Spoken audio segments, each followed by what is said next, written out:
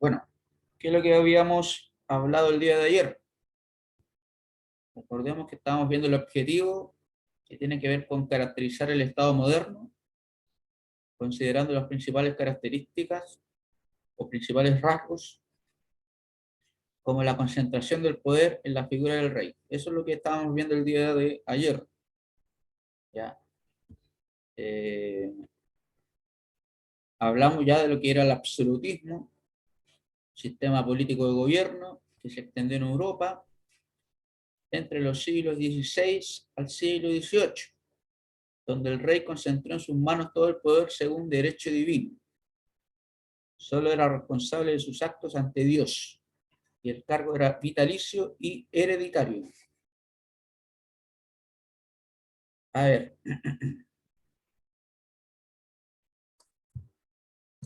Valenzuela, ¿cómo está Valenzuela? Un sueño, ¿Con sueño todavía? sí. Oiga, de acuerdo a lo que hablamos ayer, que este sistema absolutista se extendió en Europa de los siglos XVI al siglo XVIII.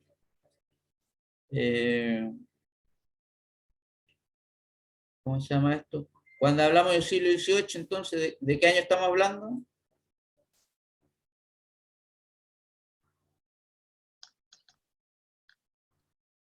¿De acuerdo, no?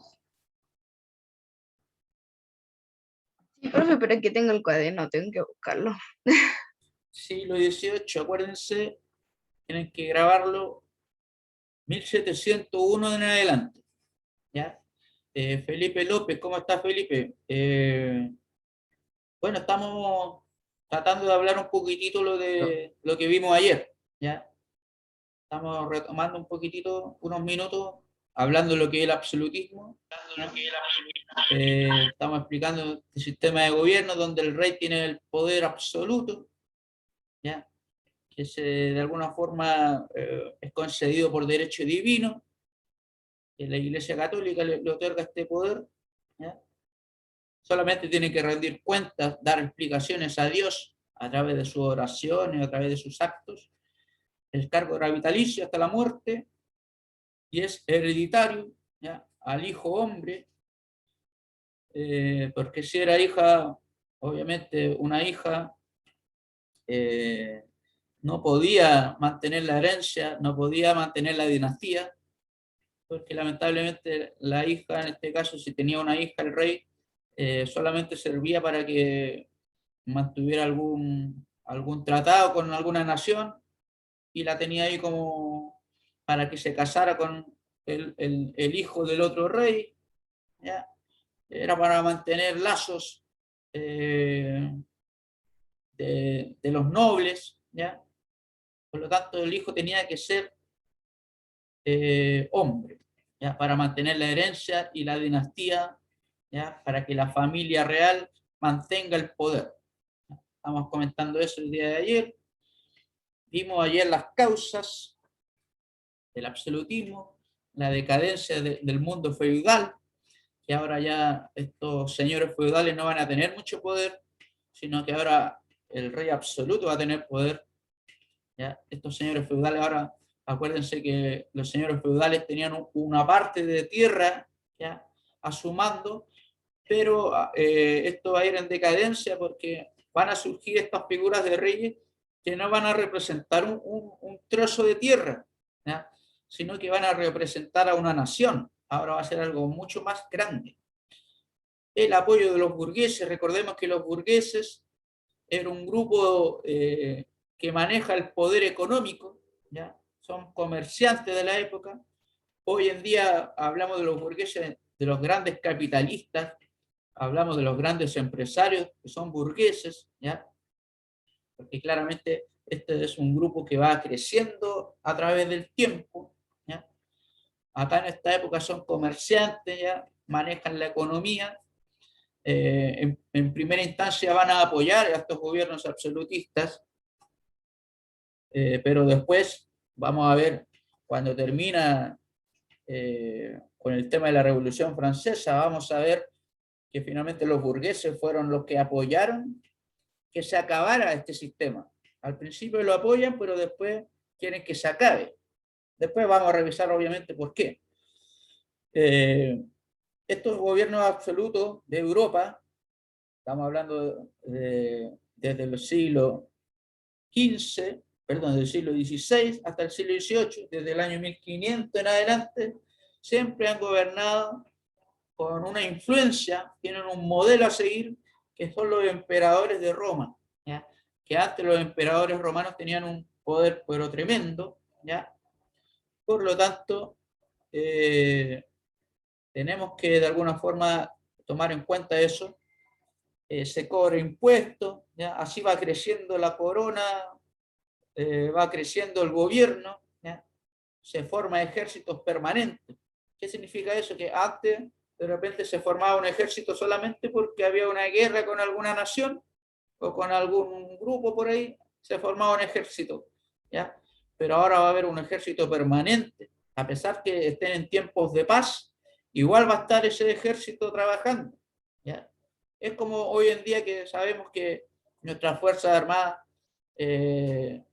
siguen trabajando, siguen haciendo cosas, siguen entrenando, ¿ya? Aunque estamos en paz, ¿ya? Esto va a empezar a surgir a partir de estos gobiernos absolutistas, ¿ya? De este ejército que esté constantemente, a pesar de que haya paz, y obviamente si hay una guerra va a estar más preparado todavía. Y la unificación territorial de los países, ¿ya? De alguna forma ya estos países absolutistas comienzan a expandirse, comienzan a conquistar nuevos territorios para obviamente demostrar su grandeza, ¿ya? Ellos demostraban su grandeza, ¿ya? Querían competir con otros gobiernos absolutistas para ver quién era más grande, ¿ya? Esa es la lógica que estamos revisando ahora de los gobiernos absolutistas, ¿ya? De Europa. Entonces, muchachos, acá, bueno, esto no lo hemos visto. Todo lo que estábamos explicando lo habíamos visto ayer.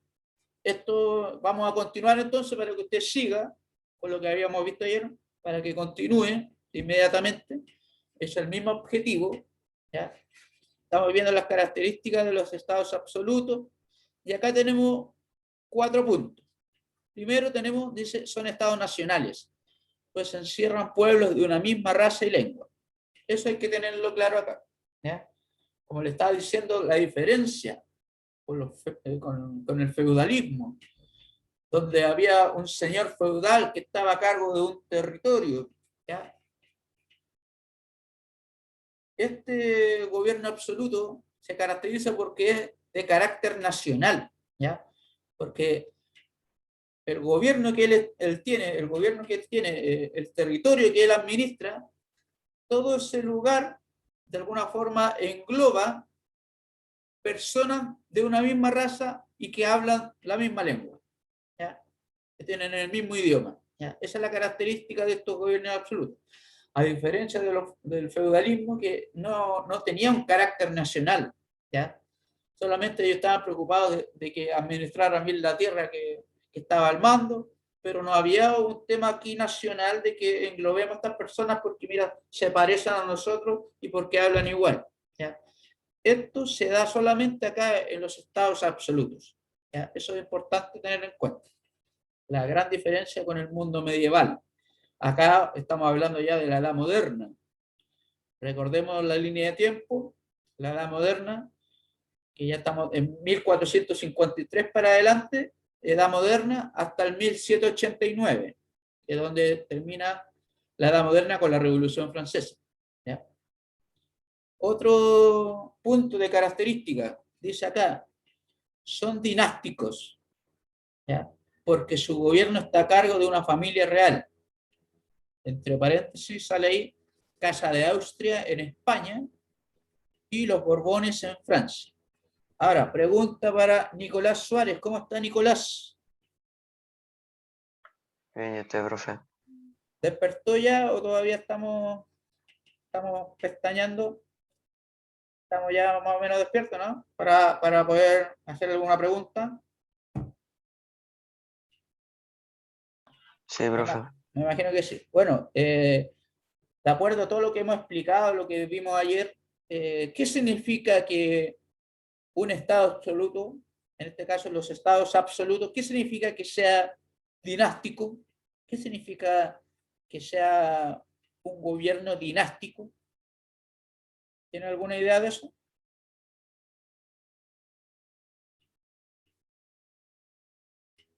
Porque está a cargo de una familia real.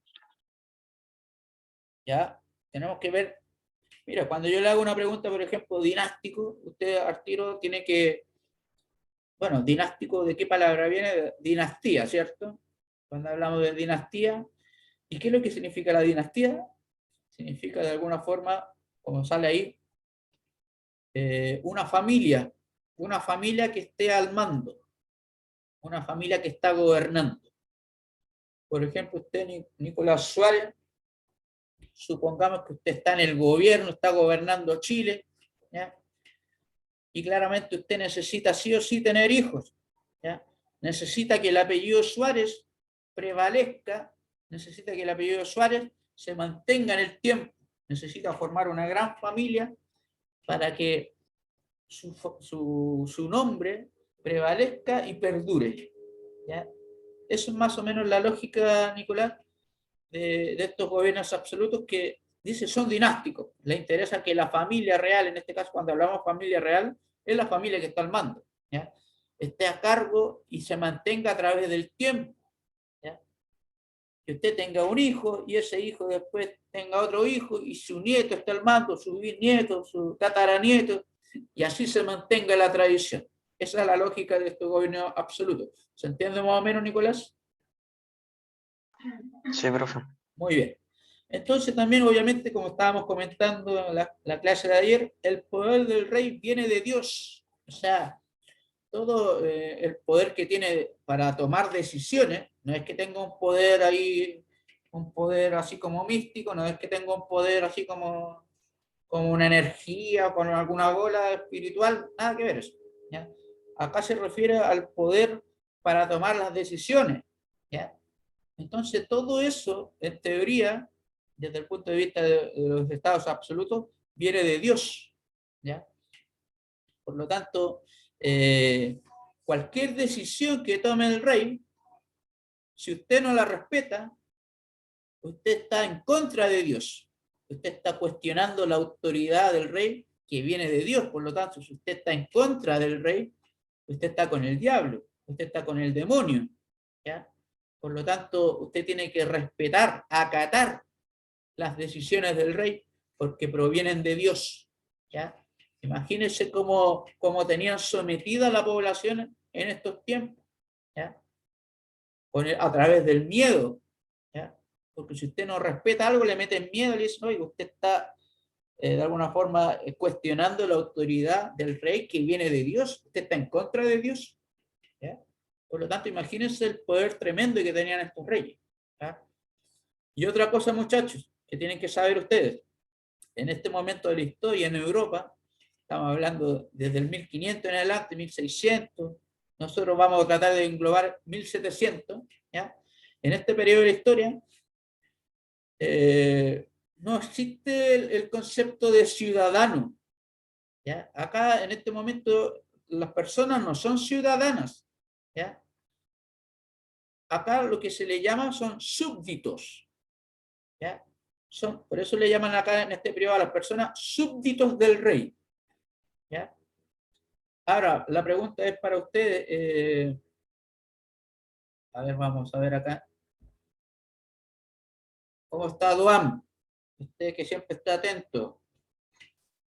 Buenos días, bien, gracias. Muy bien. Oiga, estimado, usted, de acuerdo a lo que sabe, a lo que ha experimentado en la vida, lo poco de vida que tiene, pero muy joven todavía, pero usted cuando hablamos de una persona que es ciudadano, ¿qué significa ser ciudadano? ¿Cuál es la principal característica de un ciudadano acá, por ejemplo, hoy en día?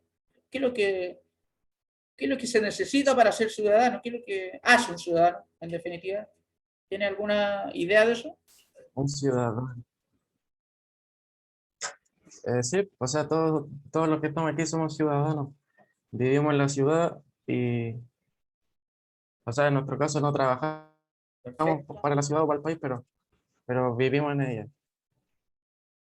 Mire, especialmente como usted está ahí comentando, hoy en día un ciudadano implica que tiene derechos y deberes. Un ciudadano tiene cosas que cumplir, pero también tiene cosas que tiene derechos, ¿ya? ¿Y cuáles son esos derechos? Derecho a expresarse, derecho a la libertad de culto, que pueda elegir alguna religión, ¿ya?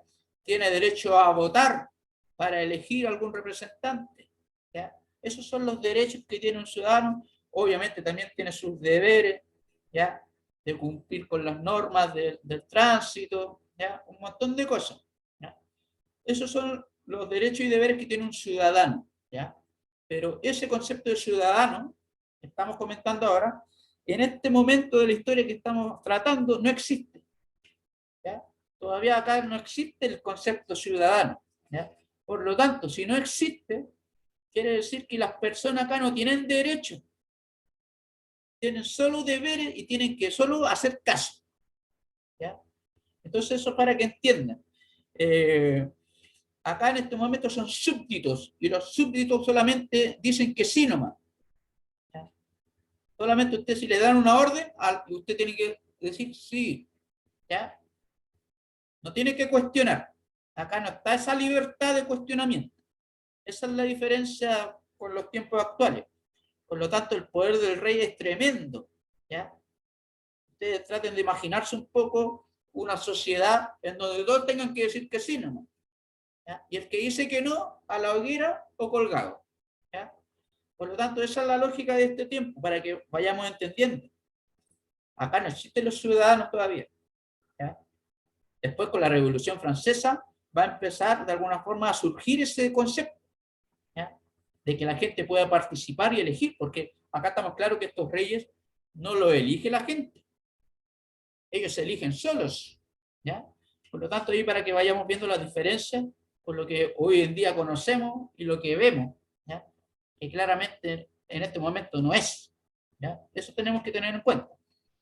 Y también, obviamente, dice acá, el rey contaba con una serie de asesores o ministros, ¿ya?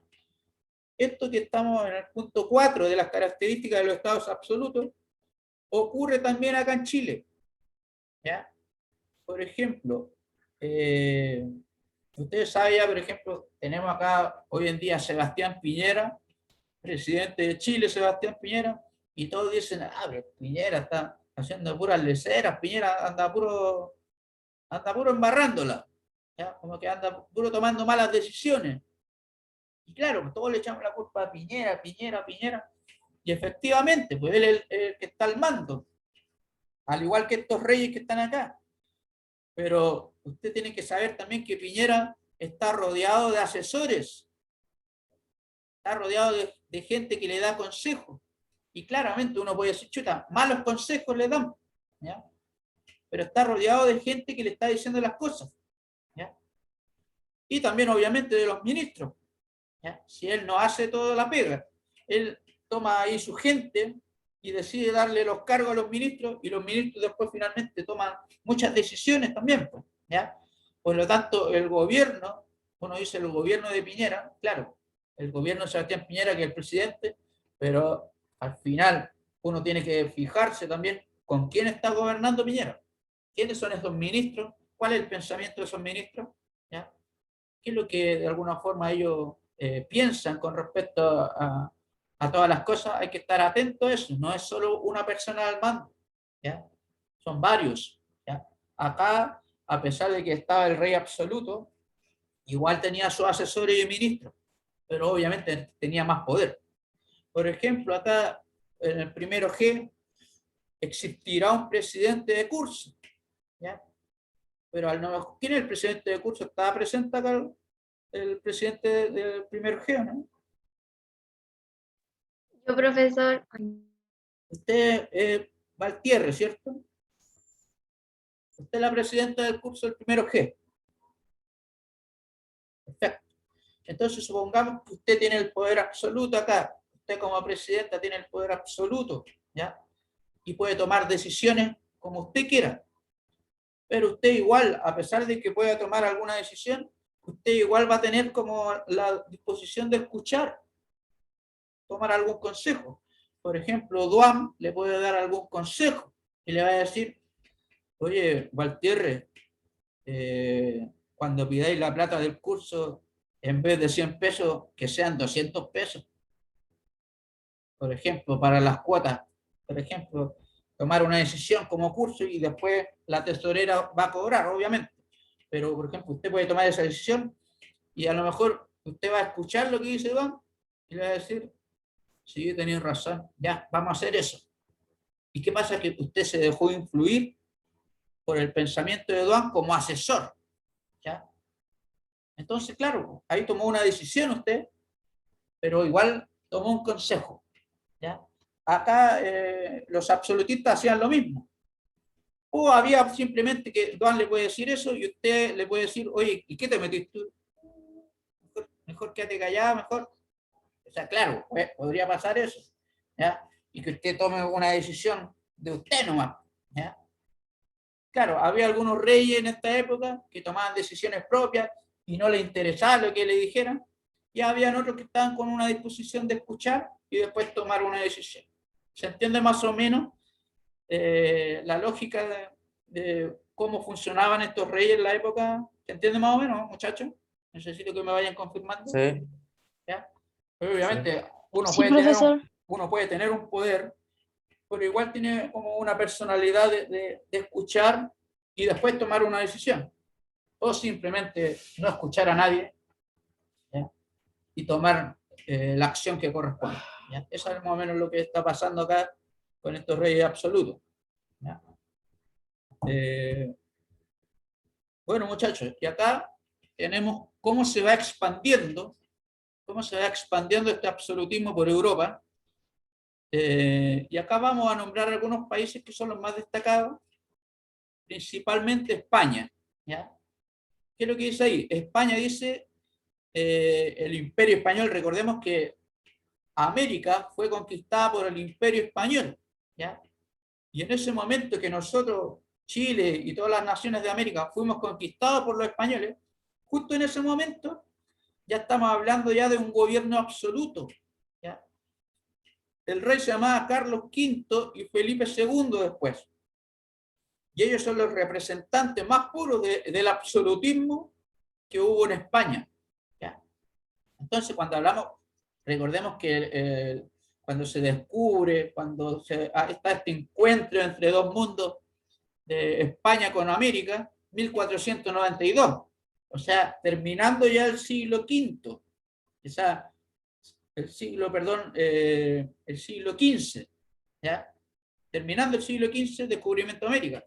Pero ya a partir del siglo XVI, de 1501 en adelante, ahí ya tenemos, recordemos que a partir de ahí es el absolutismo.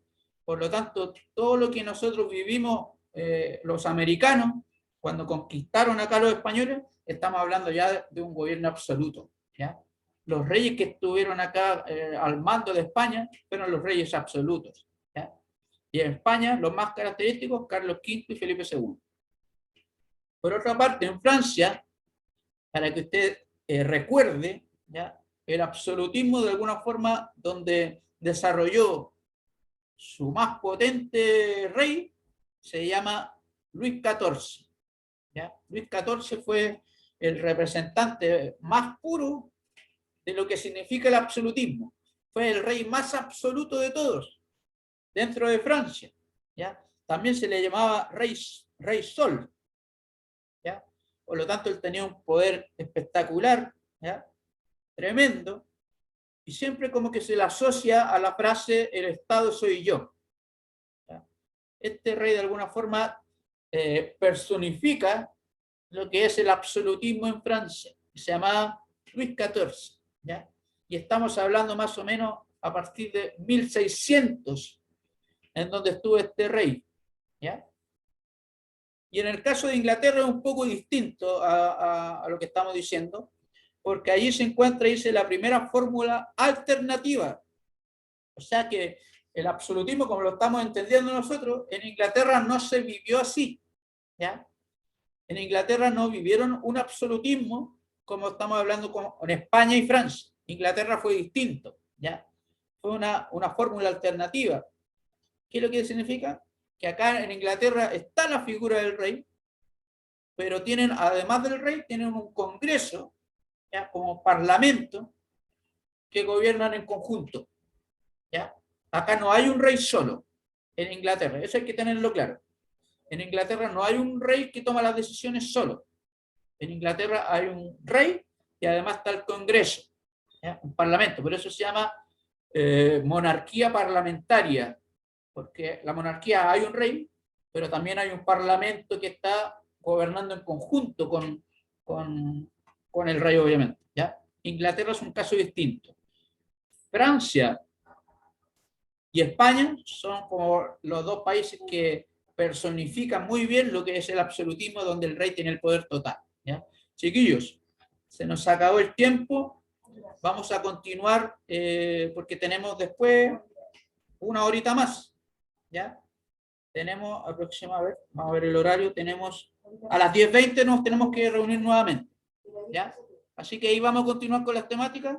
Hasta acá, muchachos, ¿alguna pregunta, alguna duda? ¿Todo claro más o menos de lo que estamos conversando? ¿Ya? Es un tema Sí, profesor. un poco difícil el tema, pero ahí tenemos que ir tratando de entender, comprender un poco lo que surgió en ese momento de la historia, ¿ya? Así que nos vemos entonces a las 10:20, ¿ya? Ahí para retomar esta misma temática. ¿Ya? Nos vemos, profe. Nos vemos. Ahí voy a Nos vemos, finalizar profesor. entonces. Chao, profe. Cuídense, Chao, vayan a profe. recreo ahora. Chao, Chao. profe. Profe, cuídese. Chao, chao.